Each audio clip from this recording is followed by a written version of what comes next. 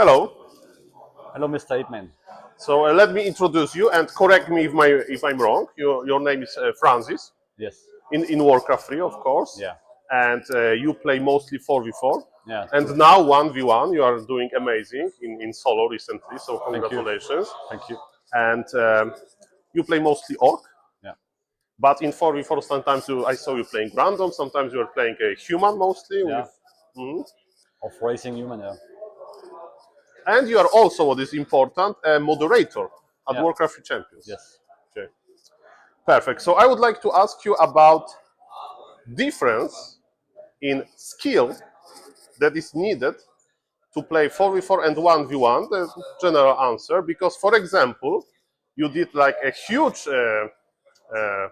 noise in the community for winning versus Xlord, and you played Blade Master Mirror Image. Yeah. Was it the strategy that you liked in 4v4? Because in 4v4 this strategy is popular, and do you think that your practice with this strategy in 4v4 was important for your 1v1 performance?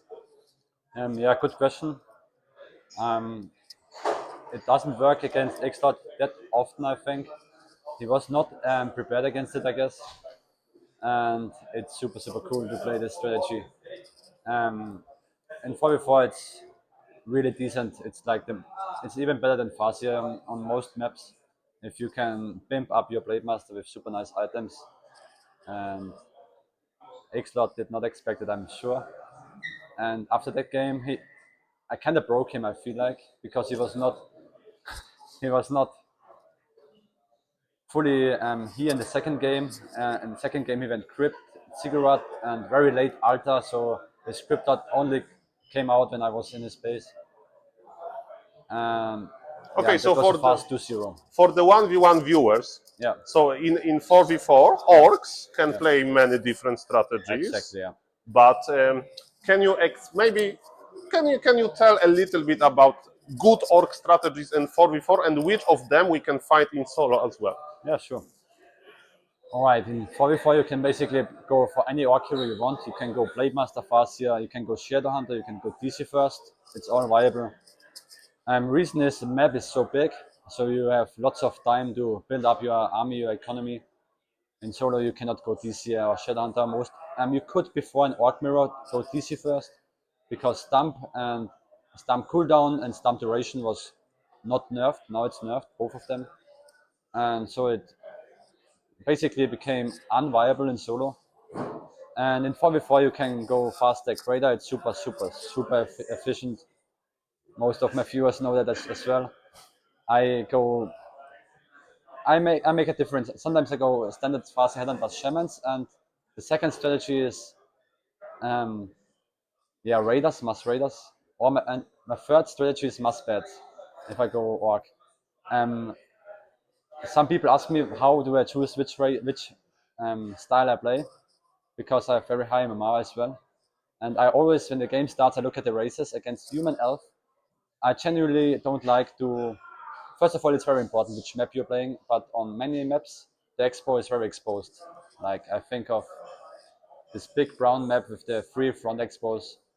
I don't know the name right now, but you have to have a human and elf because they are way more efficient with fast expoing. That's why you have to rush and deck raiders against human and elf. If I see the load screen, I'm up against human and elf. Just rush. Okay, so it sounds a little bit complicated, maybe for someone that is just playing orc in solo. But let's say I'm a 1v1 player. Yeah. And I just want to be better in 1v1, but maybe if I play 4v4, can I practice something can be benefit me in my 1v1 games? For example, do you think that, because in 4v4 you fight with big armies usually at the end of the game. So do you think in your case, for example, this experience in big fights help you in solo, or just in solo it's too rare to go that high? Or maybe other aspects are interesting for you that can combine the 1v1 and 4v4 mode? Actually, there are so many parallels which people don't think about. Like, you have to know 4v4 is basically a macro game. It's full macro. You have to keep all the expos in the mine. When the expos expire, how many expos are still mining on the map on your team and on the opponent team? Do you have to be aggressive? Do you have to play defensive? And It's the same in solo. People don't think about how much gold do I have in my main gold mine. Do I have to push? Do I don't have? I don't have to push. And basically, the biggest part I've learned in 4v4, which I can use in solo, and which also made me a better solo player, is I have to keep the macro aspect in my head. Okay. Yeah. What I also saw from like top 4v4 players, for example, on Mr. Shocker's stream, is that he really tries to help his opponents, not by being with them, with his army, but for example, when he sees that his like teammate is being attacked, for example, he's a human, his base is attacked, Shocker will try to help with militia micro, you know, while he's creeping. Yeah. So I think this part can be important, and also do you do it often yourself, or you think it's not that important to like try to help your teammates? Yeah, it's very important to help your teammates, also with micro, and also the most important thing in 4v4 is if you have an expo, you have 50 supply, you should always share your resources among the team. And many people just tunnel vision, look at their macro, but it's very important to share a gold among the team. It's not your gold, it's your team gold. Okay, but what if you are, because the average MMR between teams in 4v4 is similar, but you can have, for example, in your own team, one very good player and 3 medium players. So do you still think it's beneficial for the good player to not break 50, but to feed someone, let's say, 500 MMR lower than him? Yeah, because definitely. I actually don't care about MMR. MMR doesn't matter in 4v4. You have the weakest spot in your team is the weakest link, the weakest player. You have to bump him up. Even the weakest player with must gyms, he can carry the best players. Okay. I would like to also ask you about communication, because of course you can type in 4v4, but I remember I was watching your games in like these show matches, like Europe versus China, Europe versus Korea. Yeah. And I remember you were like a 4-player team, but you decided, your team, to split into 2 separate voice channels to keep the voice communication only for the same side. So we had 2 players in one call and 2 other players on other call. How do you think this voice communication is important? Because yeah, good question. Good. Interesting you noticed that. Yeah, I mean 4v4 is like I have basically the first 15 years of Warcraft I just played 2v2, and 4v4 is basically 2v2 split in 2 parts of the map. And on your 2v2 you don't really care about other side that much unless there's a cross map going on, but there's so much communication you have to do with your nearby ally, and if you communicate that much with your nearby ally, other players cannot communicate that well because it overlaps with their communication. That's why we decided to split up. It was actually Starbucks' idea, and it's a good idea to split it up and just have really important stuff like let's all defend, all attack, base trade. That's the most important stuff. But usually you don't need to hear the voice of the other side. Oh, speaking about players in 4v4, often I get a question when I like cover 4v4. Saul, I'm a Niders player. Saul, I'm an undead player. Who should I copy from the ladder? Can you name one player each? Maybe not name yourself because you're the amazing. Or of course, can you name one player per each race? There's like good to copy by like average 4v4 player. That is currently active because we need replays. Yeah, good question. I have to think. Yeah, I could not come up with a decent Nidals right now because first of all, there's not many active Nidals players in 4v4, and I also don't like their strategies that much, to be honest. When I used to play Nidals, I like to play Must Giants all the time. Keeper, Solo Keeper, Must Giants. The reason why I played Solo Keeper is because Tranquility was amazing with 60-second cooldown. Unfortunately, or fortunately, they nerfed it to 2 minutes. It's way better. But also inside spawn, many elves can go fast expo and deck and go mass gyms. It's super good. Like the Mokpa style, it's not bad. Yeah. Okay, and what about undead or human? Undead, of course, Shocker. But can you agree that Shocker doesn't play like macro games, he usually like opens one base. So is it like a popular style in your? It's like optimal style. It's just shocker preference. It's shocker preference, but his style only works if he has a nearby ally who gives him gold, because fast tier 3 and orb requires so much gold, and if you don't get that, it's not ideal, not optimal, I think. On some maps it is optimal. He plays it good.